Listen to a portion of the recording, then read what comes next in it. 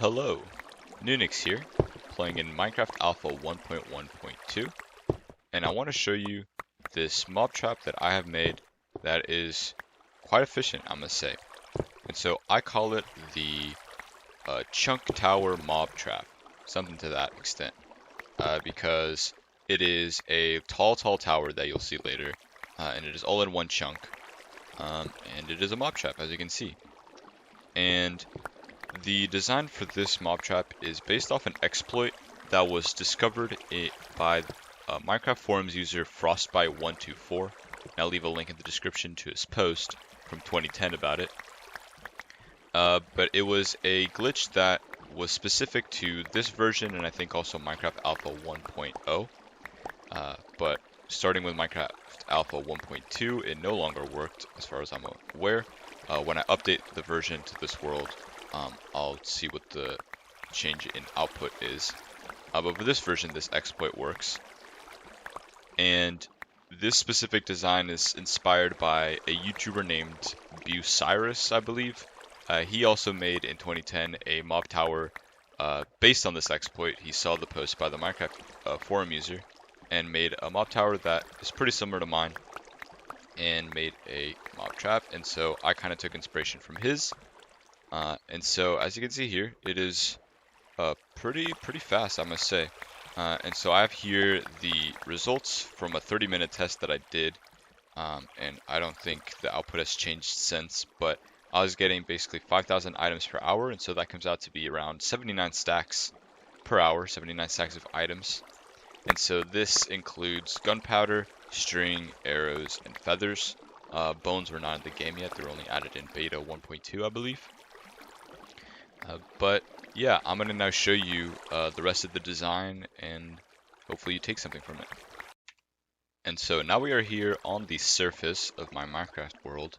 And you can see here, this is actually the water ladder, which I made a video about. Please check it out. It is a neat little exploit that you could do in Minecraft Alpha and Beta. But as you can see, here it is. Here is the mob trap.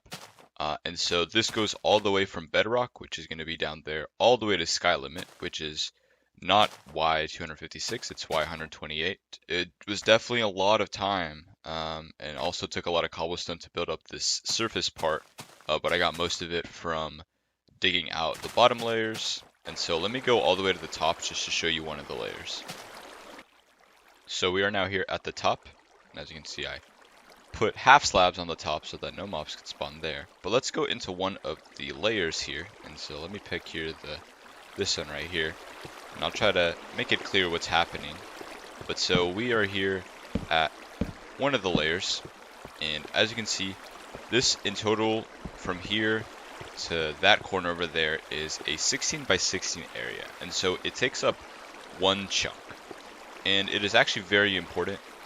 Let me turn off the sound here. It is very important what chunk you choose for this mob trap. The chunk that I'm in is going to be called the zero chunk, and this is based off an exploit that was found again by that Minecraft forum user, that in the chunk 0, which is from coordinates 0, 0 to positive 15, positive 15, in this current version, the mob spawning algorithm will first check this chunk every time. It will always start with this chunk and try to spawn mobs here before it goes elsewhere. And so this means that this is going to be the most active chunk for mob spawning.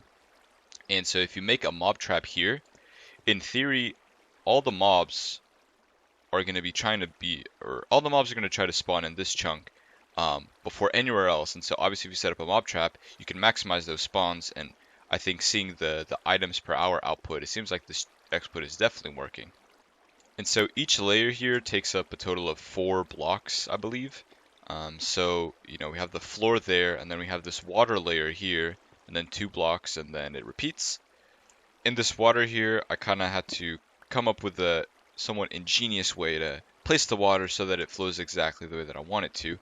But basically, you have in each corner, you have water flowing out, and it kind of creates this weird shape here for mobs to fall in. And so this is so that like spiders can fall more easily, because if it's a 2x2, I think sometimes they can get stuck. So I have here a kind of a bigger area here for them to fall through. Also in the middle, I have water here to push them out because I was kind of observing like mob moving patterns, and I feel like this water might be pretty helpful.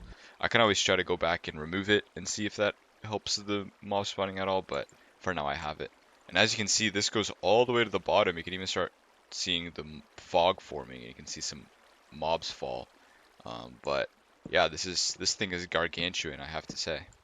Just to give you an idea for the size of this thing, I have mined out here a block at the top, and this lets skylight in, and now you can see just how massive this thing is. I'm guessing there's like 30, almost 30 layers total.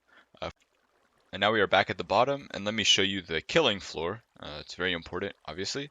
So let me try to avoid the mountain of items here from this amazing mob trap, and go show you where everything happens. And so I have this nice little glass pane here to look into the mob farm.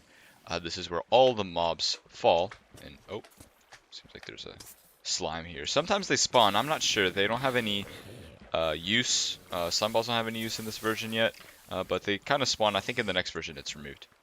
But so, yeah, this again is the hole that you were seeing before where all the mobs will fall. And water had this weird property where if you fell on it from like a very high fall, sometimes it killed you, sometimes it didn't. Sometimes it saved you completely. So you can see with these spiders, it seems to have saved them completely.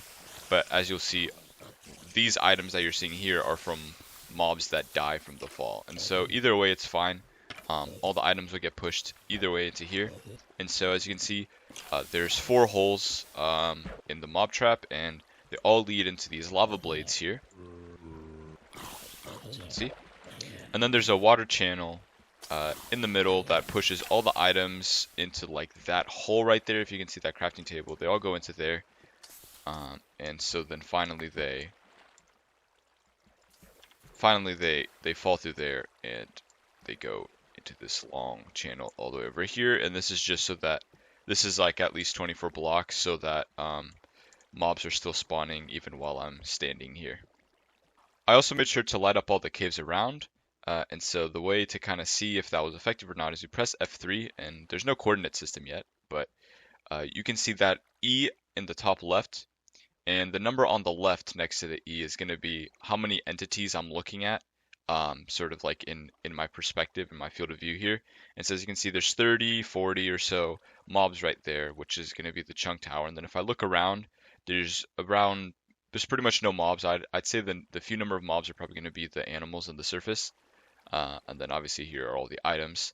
But so that shows that there's no mobs spawning outside. Before I lit up the caves, the output was a little bit worse. It was like 3,500 instead of 5,000.